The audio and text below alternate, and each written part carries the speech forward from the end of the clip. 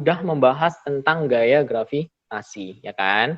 Gaya gravitasi dan juga percepatan gravitasi. Percepatan gravitasi. Jadi kemarin kita udah membahas ini, gravitasi itu simbolnya adalah G besar. Nah, untuk Fg, sorry bukan G besar, Fg, gaya gravitasi, sementara percepatan gravitasi adalah G kecil, atau bisa disebut juga dengan kuat medan gravitasi. Dan dua-duanya ini adalah vektor. Nah, kenapa kok bisa vektor? Karena dia memiliki arah. Dan juga kalau gaya gravitasi ini, dia persamaannya hanya Fg sama dengan G besar, M dibagi M kalikan M, R kuadrat. Nah, kalau misal di percepatan gravitasi ini persamaannya masih sama, yaitu Fg sama dengan, cuma karena, kok Fg? G kecil ya. Gimana sih? G kecil sama dengan G besar M per R kuadrat. Karena di sini itu tinjauannya hanya pada satu benda aja. Nah, karena bendanya cuma satu. Kalau misal di gaya gravitasi kan kemarin ada dua kayak gini ya. Ada dua benda memiliki gaya gravitasi masing-masing. Yang satu selalu tarik-menarik, tidak ada tolak-menolak. Berarti misal ini adalah gaya A, ini gaya B. Berarti ini adalah FAB, di sini adalah FBA. Jadi selalu tarik-menarik. Kemarin itu kan ada sekitar 7 ya, 7 atau 8 model untuk soal di gaya gravitasi. Yang pertama itu dia bisa kayak gini, cuma 2 aja. Yang ketiga itu kalau misal, ketiga, ini yang B, terus yang C, kalau misal dia sejajar, berarti ada gaya tarik-menarik kayak gini. Tapi ini bukan gaya tolak-menolak, ini adalah FAB, ini FBA, di sini FBC, di sini FCB. Nah, sama di sana juga ada FCA dan juga di sana ada FAC. Ini kalau sejajar, ini cuma review aja ya. Nah, terus kemarin juga ada kalau misal gaya gravitasi bentuknya adalah segitiga. Nah, bentuknya segitiga kayak gini. Kalau segitiga, misal ini A, B, dan juga C, ditarik kayak gini.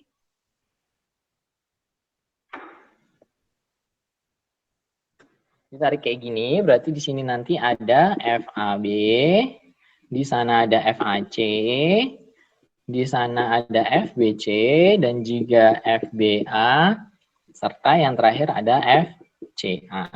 Lah, untuk nyelesain ini gimana? Nyelesainya itu tinjau satu-satu, berarti FA. Berarti FA itu nanti pakainya adalah F1 masih F ini ya, buat ngirit tempat, tambah F2 kuadrat, ditambah 2 F1 F2 cos alfa. Kalau ini misal bentuknya segitiga, pakainya cos, pakai resultan vektor.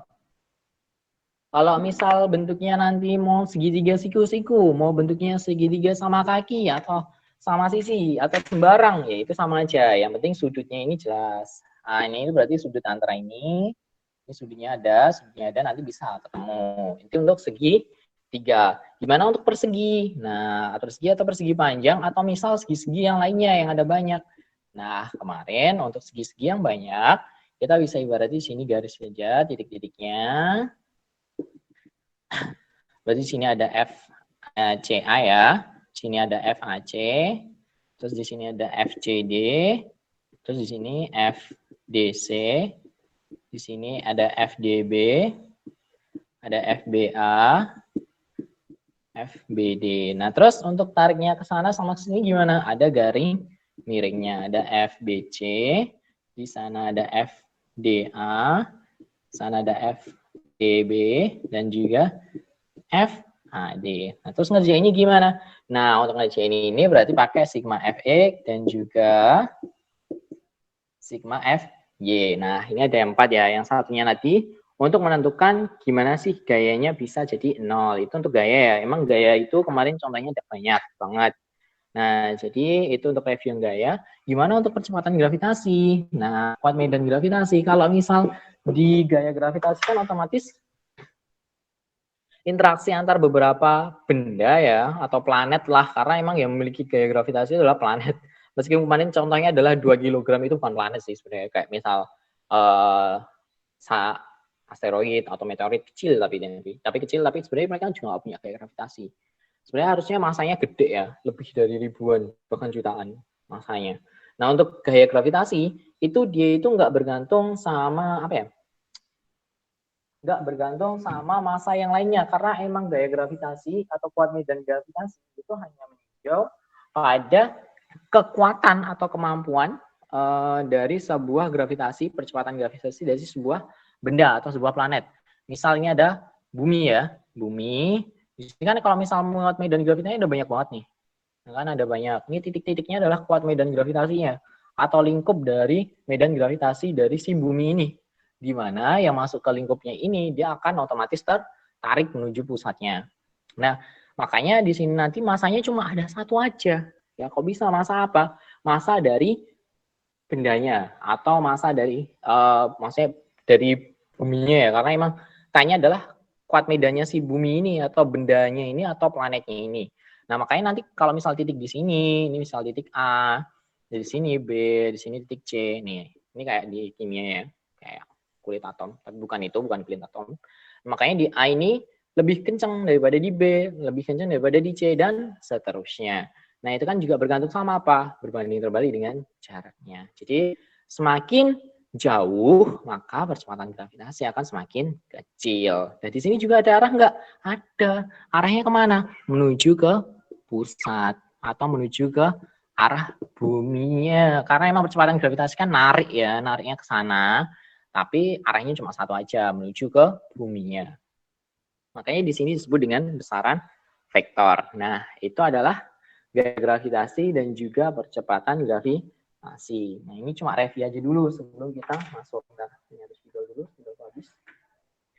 Terus dulu ya. Sesuai yang udah kita jelasin di awal kemarin, kita akan membahas yang kedua.